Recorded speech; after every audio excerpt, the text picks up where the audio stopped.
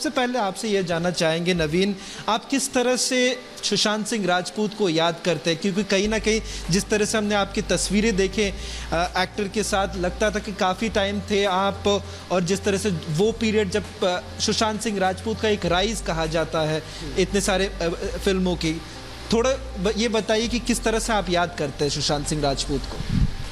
Sushant Singh Rajput actually उनका दिल बहुत बड़ा था।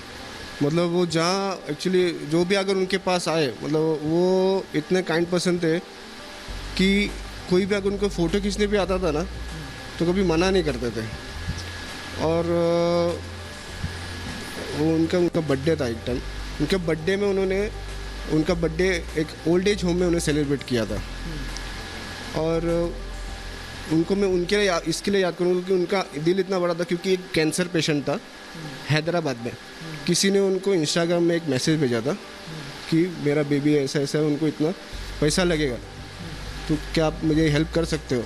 उन्होंने वो रेस करने के लिए उन्होंने मैसेज भी डाला था इंस्टाग्राम में, प्लस वो खुद सीक्रेट उन्होंने विजिट किया, किसी को बताया नहीं, कोई मीडिया किसी को पता नहीं। हम हैदराबाद गए, वो बच्चे का पूरा ट्रीटमेंट का खर्चा किया, उसको कम से कम घर भर जाए उसका, इतना उसको खिलौनों से उसको पूरा घर भर दिया था हमने। मैं चाहूँगा कि आप हमारे दर्शकों को थोड़ा ये बताइए, क्योंकि कहीं ना कहीं सुशांत ये नहीं चाहते थे कि मीडिया को पता चले जिस तरह से वो काम कर रहे थे। आप कह रहे कि जिनको उस समय ज़रूरत थी उनके साथ वो काफ़ी घुल मिल के रहते थे। ये बताइए कि कैसा, आपको कब पता चला कि आप हैदराबाद जा रहे हैं और किसके लिए जा रहे हैं? क्या आपको आखिरी तक पता था कि आखिरकार सुशांत सिंह राजपूत एक पेशेंट को हेल्प करने जा रहे थे? बिल्कुल भी नहीं। एक्चुअली मुझे एक दिन पहले मुझे बोला कि हमको हैदराबाद के लिए निकलना है, आप अपने एक जोड़ी कपड़े लेके आइए साथ में। तो मैंने ठीक है, तो मैंने इंक्वायरी नहीं किया कि क्या है, किसी ने बताया भी नहीं, ना मैनेजर ने उनके बताया ना सर ने कुछ बताया।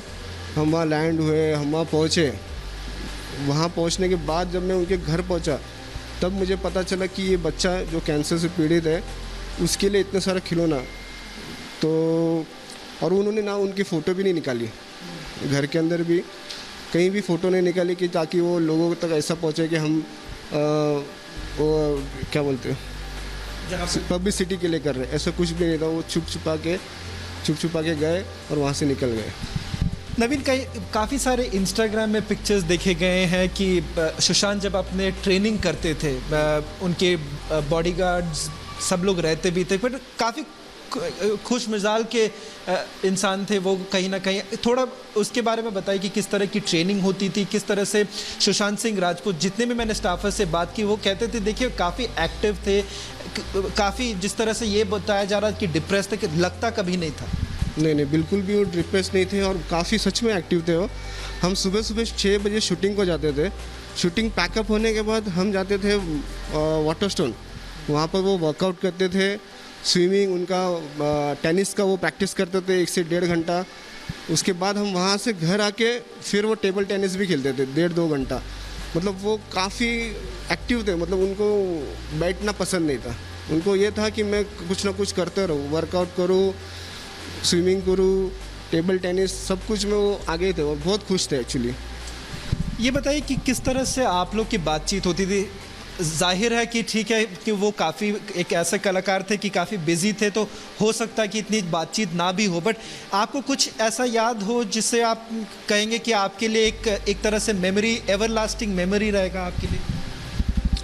मैंने उनको एक बार कहा था कि मेरे मॉम डैड का एनिवर्सरी है सर, तो मुझे एक बाइट चाहिए था आपकी तरफ से उनके एक विश के लिए। तो उन्होंने कहा कि मैं ज़रूर दूंगा, लेकिन अब थोड़ा बिज़ी हो। तो इस हिसाब से उन्होंने नेक्स्ट टाइम बोला, लेकिन मैं बाद में हम लोग फिर बिजी शेड्यूल चल रहा था तो मैंने वो एनिवर्सरी निकल गई तो मैंने ध्यान नहीं दिया, फिर मैंने छोड़ दिया। लेकिन उन्होंने कहा कि मैं आपको बाइट ज़रूर दूंगा, आपकी मम्मी पापा को मेरे तरफ से विश कर दीजिए। उन्होंने वो कहा। वो एक्चुअली मेरे मम्मी पापा पवित्र रिश्ता बहुत देखते थे, उनके बहुत बड़े फ़ैन थे, तो मैंने इसीलिए उनके लिए कहा था। तो वो चीज़ उन्होंने कहा, वो मेरे लिए सबसे एक्चुअली वो यादगार पल था कि वो स्टाफ को भी उतना अच्छा मानते थे कि उन्होंने अच्छे से बात करके कहा कि मैं ज़रूर दूंगा आपको बाइट। नवीन, मैंने करीबन हर स्टाफ मेंबर से ये बात की हर स्टाफ मेंबर ये कहता है कि जो हादसा ये हुआ आखिरकार, लोग कुछ ये कह के छोड़ दिया कि ये सुइसाइड, बट कोई भी स्टाफर जिससे मैंने बात की वो हर कोई एक ही चीज़ कहता है कि ये सुइसाइड हो नहीं सकता। क्या कब जब आप लोग अपने बीच में भी बात करते हैं, स्टाफर लोग जो लोग उनके साथ काम कर चुके हैं, आप लोग अपने बीच में बात करते हैं, क्या बातचीत हुई अब तक? क्या आपको आप लोग के मन में अभी भी लगता है कि कहीं ना कहीं जिस तरह से एक कहीं इन्वेस्टिगेशन होना चाहिए, ऐसा इन्वेस्टिगेशन होना चाहिए जिससे सच्चाई निकल के आए? ज़रूर, क्योंकि मैं नहीं समझ सकता कि वो कभी सुसाइड कर सकते। वो इतना दिलखुश आदमी है ना, हर लाइफ हर पल एंजॉय करना चाहते थे। मतलब वो उनकी एक डायरी थी, जैसे मैंने इंटरव्यू में देखा था, वो सही कहा, उनकी एक डायरी थी, वो हर डायरी में उनकी वो बकेट लिस्ट थी उनकी, उनको वो सब पूरा करना था। अगर आदमी को मतलब वो विश पूरा करना ही है, उससे पहले आदमी क्यों सुसाइड करेगा? उनको वो करना था और काफ़ी हद तक उन्होंने पूरी भी कर चुके थे। तो मुझे तो लग रहा है इसके ऊपर इंक्वायरी होनी चाहिए। ये सुसाइड तो नहीं है, वो नहीं कर सकते। क्या आप डायरी की बात करते हैं कि क्या कभी आपने उनको लिखते हुए देखा, या कभी वो बातचीत में कभी आपने ये सुना कि मुझे कि ये करना है, मुझे आगे जाके ये करना है? कुछ ऐसे बातचीत कभी आपको याद पड़ा हो, ऐसा कोई बातचीत किस तरह से सुशांत सिंह राजपूत आखिरकार एक फ्यूचर की प्लानिंग बहुत करते थे? क्योंकि आप उनके डायरी देखिए तो डायरी में कहीं ना कहीं ये साफ जिक्र है कि वो आगे क्या करना चाहते थे। तो क्या आपको कुछ ऐसे याद है, कुछ ऐसे बातचीत? वो एक्चुअली उनके मैनेजर से बात करते थे, तब वो टाइम पे हमने सुना था कि हाँ मेरे को अभी ये करना बाकी है, मुझे ये करना है।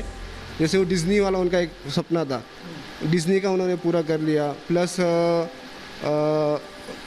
जो साइंटिस्ट नासा में बच्चों को उनको ये करना था, वो टाइम पे उन्होंने वो भी कर चुके थे।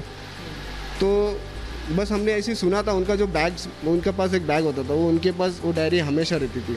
जब भी हम लोग निकलते कहीं शूट के लिए या कहीं, जैसे उनको फार्म हाउस जाना रहता है, तो सब जगह वो उनकी डायरी लेके जाते थे और उसको हमेशा अपडेट करते थे। जैसे हमने इंस्टाग्राम में भी उन्होंने अपडेट किया था उनका डायरी का कि मेरे ये सपने हैं, मैं ये पूरा करूँगा।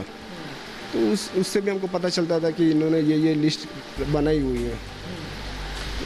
नवीन, आपको मैं ये कहना चाहूँगा, क्योंकि काफ़ी सारे स्टाफर्स से जब हमने बात की, जैसे आपने भी ये कहा कि एक निष्पक्ष इन्वेस्टिगेशन होना चाहिए। रिपब्लिक मीडिया नेटवर्क ने भी एक मुहिम पूरी जारी की, CBI फॉर SSR, क्योंकि जिस तरह से करोड़ों लोग हमारे साथ इस वक्त इस मुहिम में जुड़ रहे हैं, वो कहते हैं कि हम चाहते हैं कि आज जस्टिस हो, उनके परिवार वाले ये कहते हैं जस्टिस हो। आपके तौर से ये जो पूरी मुहिम में आप लोग कैसे जुड़ना चाहेंगे? हम लोग बस यही करेंगे, सपोर्ट करेंगे कि जो भी है, जो एक्चुअली हमको पुलिस का सपोर्ट चाहिए हमको, क्योंकि जो वो इन्वेस्टिगेशन जो वो करने वाले वो ईमानदारी से हो जाए और उसको कोई भी चीज़ से, कोई दबाव से वो पीछे ना हटे। जो भी क्लियर, जो भी पब्लिक के सामने रखे जो सच्चाई है।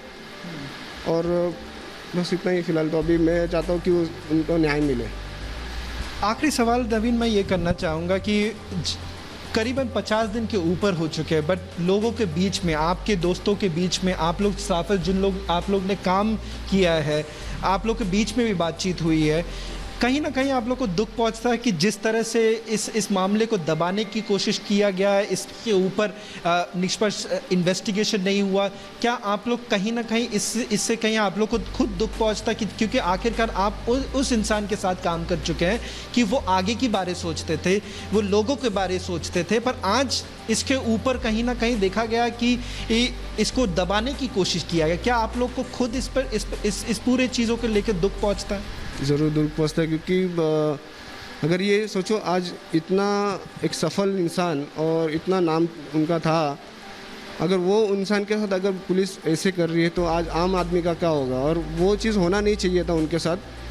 पता नहीं उनको किस चीज़ का, किनका दबाव आ रहा है, लेकिन एक्चुअली ये होना नहीं चाहिए। ये हमको सबको बुरा लग रहा है ये, क्योंकि जो मैंने फ़ोटोज़ देखे थे, जो न्यूज़ देखा, जिस तरह से बॉडी रखी गई थी, जो फ़ोटो सबसे पहले वायरल हुआ था, वो फ़ोटो मीडिया में आने से पहले एक्चुअली फ़ोटो पुलिस वाला क्या होता है, अगर जो सिचुएशन में बॉडी है, उस सिचुएशन में उसका फोटोग्राफर फ़ोटो निकाल लेता है। जैसे अभी हैंग बॉडी है, उन्होंने कहा फांसी ली है, फांसी का कोई फ़ोटो अभी तक आया नहीं है। बॉडी ऐसी पड़ी है जो कि जो उनकी ज़बान बाहर नहीं निकली है। ना ही उनकी आंखें बाहर निकली है, और जो पट्टा है वो भी अलग है, जो यहाँ तक है, जो भी आँखी आदमी फांसी लेता तो यहाँ से उनका ये होना चाहिए था, लेकिन वो भी कुछ है नहीं। और वो प्लस वो एविडेंस एक carry black normal polythene bag में लेके जा रहे हैं, जो कि वो बोलते प्रोफेशनल नहीं है वो। तो वो चीज़ है जो वहाँ से लापरवाही भी बहुत हुई है, और ये ऐसा होना नहीं चाहिए था। ये जो इतने बड़े सेलिब्रिटी के साथ हो गया, जो लाखों उनके फैंस है, उनके लिए तो बहुत दुखद बात है, और हमको बुरा तो लग रहा है कि ये नहीं होना चाहिए था, किसी के साथ नहीं होना चाहिए था, और इनके साथ तो बिल्कुल भी नहीं होना चाहिए था। आखिरी सवाल मैं ये करना चाहूँगा नवीन, आप आज किस तरह से सुशांत सिंह राजपूत को याद करेंगे, और साथ ही साथ किस तरह से आप ये चाहेंगे कि इस पूरे मामले को एक तरह से निष्पक्ष इन्वेस्टिगेशन और एक सही सबको जस्टिस मिले, परिवार वाले को जस्टिस मिले? क्योंकि हमने कितनी बार ये सुना कि किस तरह से उनके परिवार, उनके वृद्ध पिता से लेकर उनकी बहन लेकर हर कोई ये चाह रहे कि एक परिवार के लिए कितनी दुख की बात है कि आज तक उन्हें ये नहीं पता चला कि आखिरकार हुआ क्या था। आप इस मुहिम से क्या कहना चाहेंगे परिवार वालों को और बाकी लोग जो आपकी आज ये इंटरव्यू देख रहे हैं? मैं उनके परिवार से कहूँगा कि आपके लिए कि आपको न्याय ज़रूर मिलेगा, हम सब आपके साथ हैं। हम कोशिश करते हैं कि बस पुलिस अपने काम पूरी ईमानदारी से करे, और जो हमने अभी हमारा जो चहेता जो एक्टर है वो हमने खो दिया है, वो हमें वापस तो नहीं मिल सकता, लेकिन जो है हमें न्याय ज़रूर मिलना चाहिए हमारे एक्टर के लिए। तो मैं गुजारिश करता हूँ कि उनके ऊपर जो भी है, जो इन्वेस्टिगेशन कर रहे हैं, प्लीज़ ईमानदारी से करिए और उनको न्याय दिए बस। धन्यवाद।